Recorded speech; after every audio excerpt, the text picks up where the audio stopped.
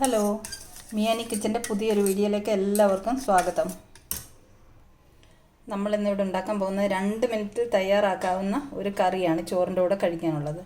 അതിന് വേണ്ട ഇൻഗ്രീഡിയൻസ് എന്തൊക്കെയാണെന്ന് ഞാൻ പരിചയപ്പെടുത്താം. 2 സവാള ചെറിയ സ്ലൈസുകളായി അരിഞ്ഞത്, ചെറിയൊരു കഷ്ണം ഇഞ്ചി, കുറച്ച് കറിവേപ്പില.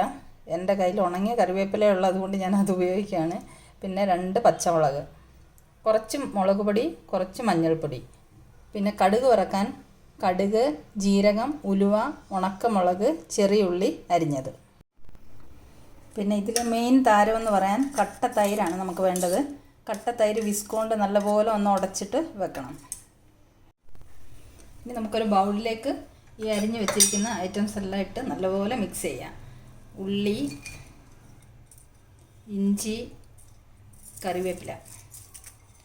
മുളക് ഇപ്പോൾ ഇടണ്ട, മുളക് ഇപ്പോൾ ഇട്ട് ഞെരടിയാൽ പണി കിട്ടും. അതുകൊണ്ട് നമുക്ക് മുളക് ഒടുവിലിടാം. ഇതിലേക്ക് കുറച്ച് ഉപ്പ്. ആക്ച്വലി ഞാൻ ഉപ്പിൻ്റെ കാര്യം ആദ്യം പറഞ്ഞില്ലായിരുന്നു. ഇൻഗ്രീഡിയൻസിൽ ഉപ്പും കൂടെ ആഡ് ചെയ്യണം. ഇത്ര സാധനം ഇതിലേക്ക് ഇട്ടിട്ട് കൈകൊണ്ട് നല്ലതുപോലെ തിരുമ്മി കൊടുക്കണം.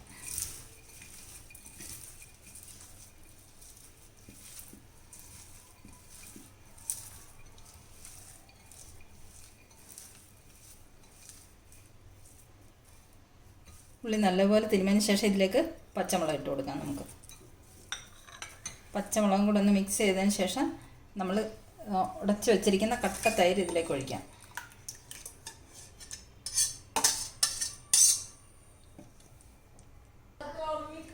കട്ട തൈര് ഒഴിച്ചതിന് ശേഷം നല്ലോണം മിക്സ് ചെയ്യുക. നല്ലതുപോലെ മിക്സ് ചെയ്ത് വെക്കാം. ഇനി നമുക്കിതിലേക്ക് കടുക് വറക്കാനുള്ളത് നോക്കാം. ഇനി നമുക്ക് കടുക് വറക്കാം. ചൂടായിട്ടുണ്ട് പാത്രം. അതിലേക്ക് 1 സ്പൂൺ വെളിച്ചെണ്ണ ഒഴിച്ചാൽ മതി. വെളിച്ചെണ്ണ ചൂടാകുമ്പോൾ കടുക്, ജീരകം, ഉലുവ ഇത് മുഴുവൻ അതിനകത്തിട്ട് കൊടുക്കാം. കടുക്, ജീരകം, ഉലുവയും കൂടെ പൊട്ടി വരുന്നുണ്ട്. ഇത് പൊട്ടിക്കഴിഞ്ഞ് ഇതിലേക്ക് നമുക്ക് ഉണക്കമുളകും ചെറിയ ഉള്ളി ചെറുതായിട്ട് അരിഞ്ഞ് വെച്ചതും കൂടെ ഇട്ട് കൊടുക്കാം. നല്ല മണമൊക്കെ വരുന്നുണ്ട്. വെളിച്ചെണ്ണ ഉപയോഗിക്കുന്നതായിരിക്കും ഉത്തമം, കാരണം നല്ലൊരു മണവും ഒക്കെ കിട്ടും. ഉള്ളി ഒന്ന് മൂത്ത് വരട്ടെ.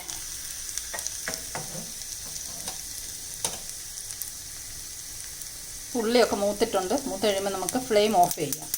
കാരണം നമുക്ക് മുളക് പൊടി, മഞ്ഞൾപ്പൊടി എത്തണം. അപ്പം ഹൈ ഫ്ലെയിമിൽ വെച്ചാൽ അത് കരിഞ്ഞു പോകും. ഇത് സ്വല്പം മുളക് പൊടി ഒരു കളറിന് വേണ്ടി മാത്രം, അതുപോലെ ഒരു സ്വല്പം മഞ്ഞൾപ്പൊടിയും കൂടെ, കുറച്ച് മഞ്ഞൾപ്പൊടിയും കൂടെ. ഇത് ഫ്ലെയിം ഓഫ് ചെയ്തിട്ട് മാത്രമേ ഇടാൻ പാടുള്ളൂ കേട്ടോ, അല്ലെങ്കിൽ കരിഞ്ഞു പോകും. നമുക്കിത് തയ്യാറാക്കി വെച്ചേക്കുന്ന ആ തൈര് മിക്സിലേക്ക് ഒഴിച്ചു കൊടുക്കാം. കടുക് വറുത്തത്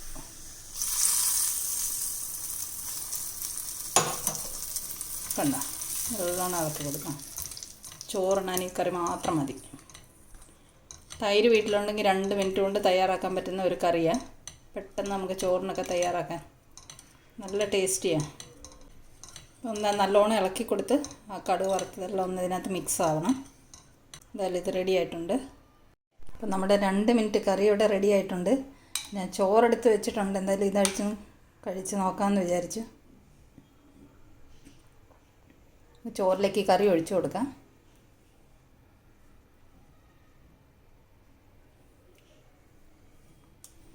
ഇതിൻ്റെ കൂടെ എനിക്ക് വേറെ ഉണ്ടെന്ന് പറഞ്ഞാൽ ഇത് നെല്ലിക്കപ്പരട്ടാണ്, ഇത് മാങ്ങാപ്പരട്ട്. ശരിക്കും പറഞ്ഞാൽ ഇതൊരു അച്ചാർ പോലെ തന്നെയാണ്. ഇത് നല്ല ടേസ്റ്റാണ്. ഇത് അച്ചാർ പോലെ തന്നെ ഉണ്ടാക്കി വളരെ കാലം കേടുകൂടാതിരിക്കുന്ന 2 അച്ചാറുകളാണ്, നെല്ലിക്കയും മാങ്ങയും. അപ്പോൾ ഇതിൻ്റെ റെസിപ്പി ഞാൻ പിന്നീട് ഒരു വീഡിയോ ആയിട്ട് ചെയ്യുന്നതായിരിക്കും. നല്ല ടേസ്റ്റാണിത്. ഈ അധികം ചാറൊന്നും ഇല്ലാതെ കുഴഞ്ഞ പരുവത്തിലൊരു പെരട്ടാണിത്. നെല്ലിക്ക കൊണ്ട് മാങ്ങ കൊണ്ട് നമുക്കുണ്ടാക്കാം. അപ്പോൾ ഇന്നെൻ്റെ ഭക്ഷണം ഇതാണ്, ഈ കറിയും ഈ നെല്ലിക്ക മാങ്ങ അച്ചാറും. അപ്പോൾ ഇതെല്ലാവർക്കും ഇഷ്ടപ്പെട്ടെന്ന് വിചാരിക്കുന്നു. എല്ലാവരും ട്രൈ ചെയ്ത് നോക്കണം. Thank you.